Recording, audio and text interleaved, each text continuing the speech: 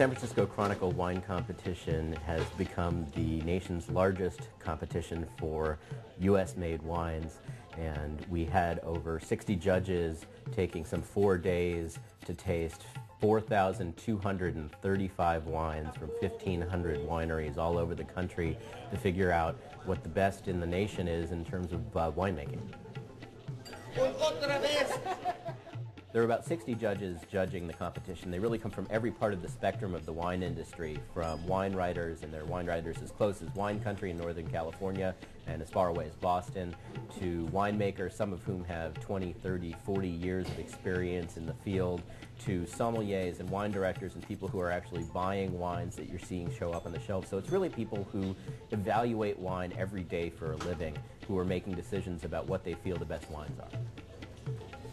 Most broadly, the competition breaks down wines by red, white, rosé, sparkling, or dessert.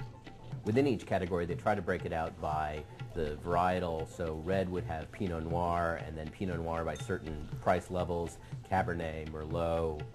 Bordeaux varieties, Syrah, and so on. White would have Chardonnay, Sauvignon Blanc, Pinot Grigio, and there are probably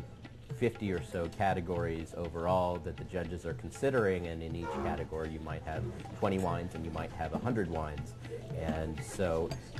the goal is to try and make sure that like wines are tasted with like, so that it's all the Pinot Noirs between $25 and $35, and so everyone's sort of playing on a level playing field. The sweepstakes winner is chosen by category, so that among all the sparkling wines, all the categories of sparkling wines, the best of each is taken and tasted against the other, and then from that you get the winner of that entire sort of super category, which is the sweepstakes winner. Red wine, same thing, so that you have all of the best Pinot Noirs and all of the best Merlots and all of the best Cabernets all tasted essentially against each other, and you have probably 30 or 40 wines pitted against each other, each of which was the best in its category, vying for this best sweepstakes position. I think what's so impressive about the competition is that it really is a chance to see how wines from all over the country and all over California and all over the West Coast stack up against each other. It's really a level playing field, and anyone has the opportunity to really come and see what winemaking is like at any given time, any year,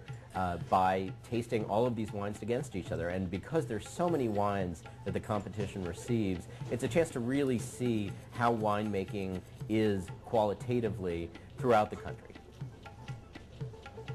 The other thing that's such a wonderful part of the competition is that there is a public tasting in February, which allows everyone to come out and try the wines that the judges were really impressed by. And whereas most competitions, the judges sort of sit in their room and they decide what's best and they hand out medals, this is a chance for everyone to really participate and to try just how good some of the wines really are.